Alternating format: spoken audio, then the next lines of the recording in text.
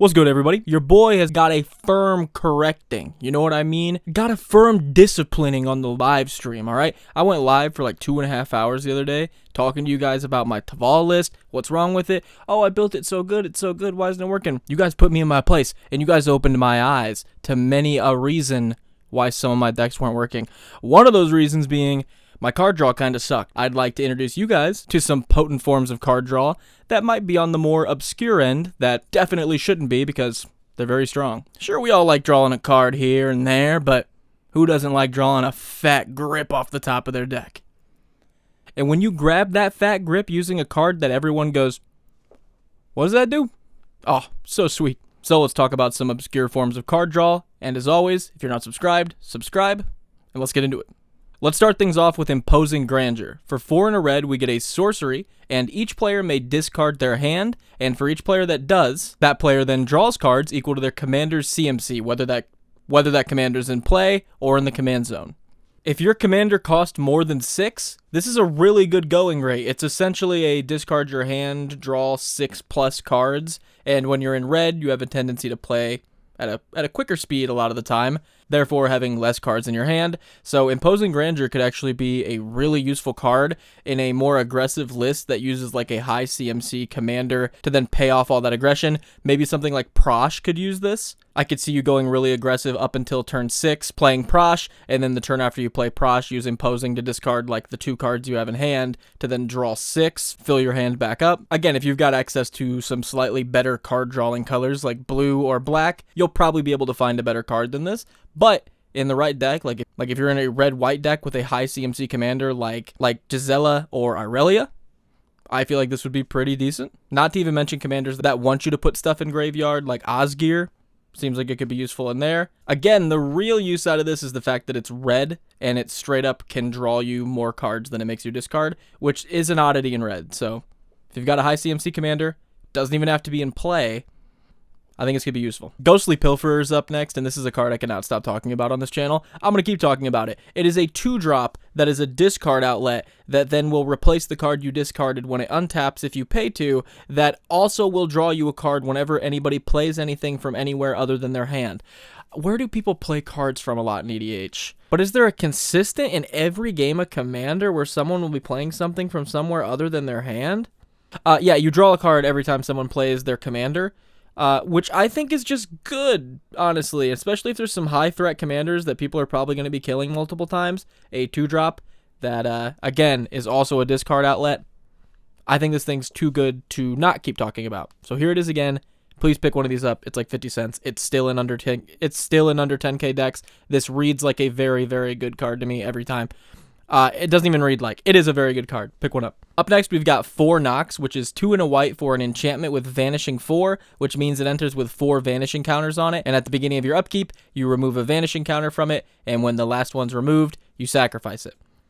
It also has, at the beginning of your pre-combat main phase, draw a card. So this is, for all intents and purposes, this is a 3-mana, draw 3 over the course of 3 turns in white. That's also an enchantment that'll hit your graveyard. So if you're in like an enchantment deck, it'll run some recursion pieces, or the commander itself will be a recursion piece like my Go Shinte deck. I don't think this is a bad piece of card draw. You're getting guaranteed card draw for the next 3 turns, an extra piece of it. And then when it goes away, you can just get it back with, in my case, Go Shinte's recursion, re-trigger all of your enchantment ETB stuff. It's not bad. Also interacts really good with the next piece of card draw I want to talk about, which is Femereth Enchantress, who is a green and a white for a 1/2, and whenever an enchantment is put into the graveyard, you draw a card. And that's anyone's. If anyone has an enchantment that goes to grave, you draw a card. That happens a lot in Commander. Every set, there's more and more powerful enchantments that are being printed, more and more reasons to run enchantment removal. And of course, if you're in the enchantment deck, this in conjunction with like normal enchantresses like Mesa Enchantress will make sure you're getting card draws if enchantments enter or if they leave. Just for anything that happens with your enchantments, you're getting card draw. I actually like Eye of Vecna quite a bit, being a 2-drop legendary artifact that when it enters, you lose 2 life and draw a card. And then at the beginning of your upkeep, you get the option to pay 2 mana, pay 2 life, and draw a card. So it's kind of like a toggleable draw, which I think is cool. As well as like combining with the Hand of Vecna to make Vecna, all that goofy stuff.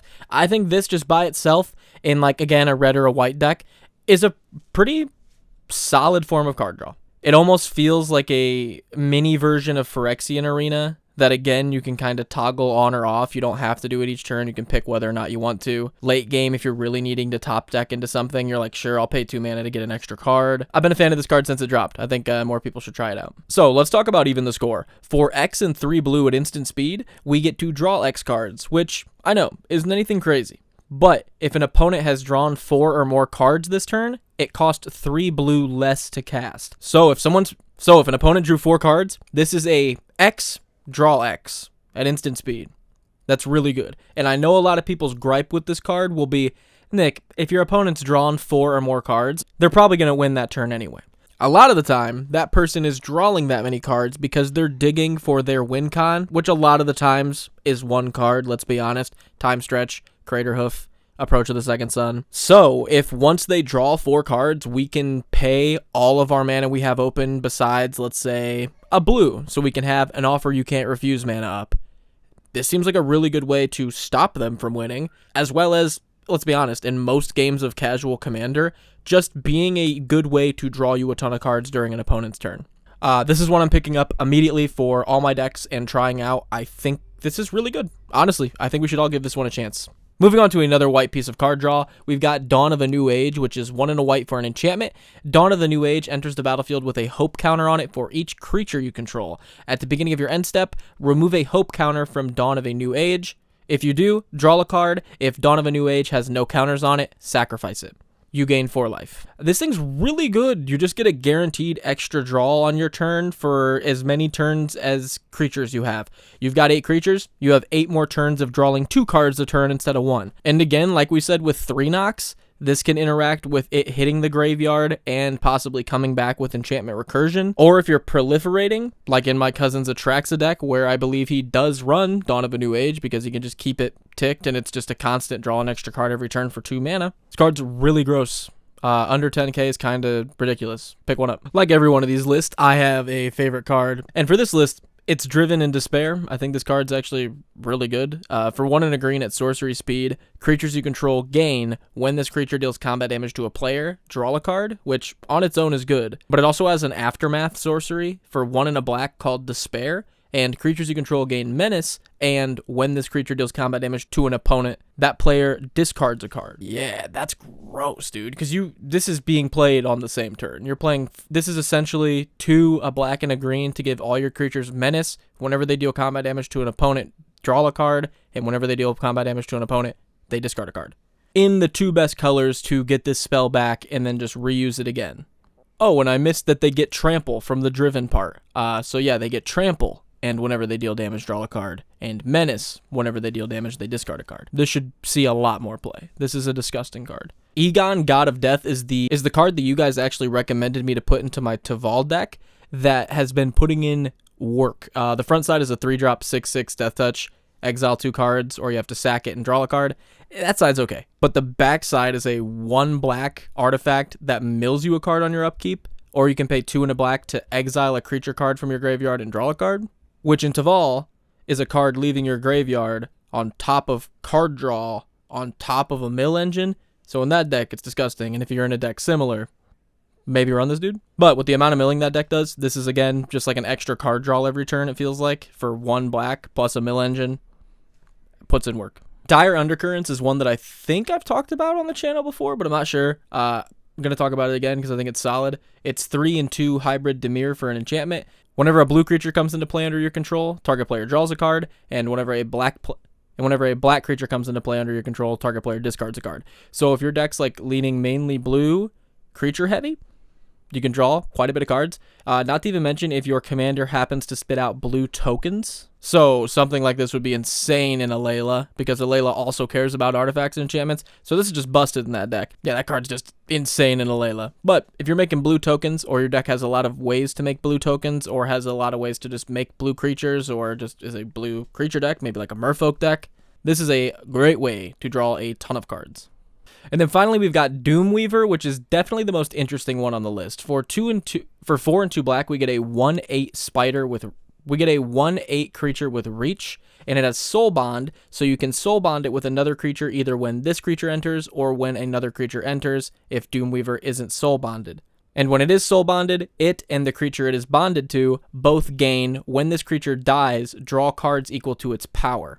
So if you're in some kind of aristocrat deck where you have access to like sack outlets like Ashnod's Altar, this doesn't seem bad because you can play something that you want to be sacking and getting rid of anyway with a death trigger like, let's say like Bloodghast. Let's say you play something like Bloodghast in your aristocrat deck, you soul bond it with Doomw Weaver, sack it to your Ashnod's Altar, draw 2 cards from the Bloodghast dying, play your land, get back Bloodghast, pair it with the Doomw Weaver, sack it, draw 2 cards.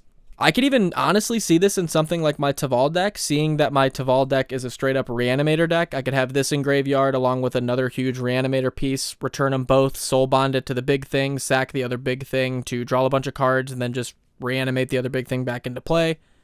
I'm not sure, but definitely an interesting card that I overlooked. I have not seen this thing before, and I thought I should let you guys be made aware of. And with Doomw Weaver, those are some cards that will hopefully up your draw game in your games of Commander, while also being a little obscure and giving some cards that deserve a lot more love, some love. Like I said, if you guys enjoyed the video, please make sure to like, subscribe, and share. If you want to check out my last upload, I made 3 Commander decks based around my 3 favorite movies. The video is doing really, really well, and I want it to keep doing well because I'm really proud of it.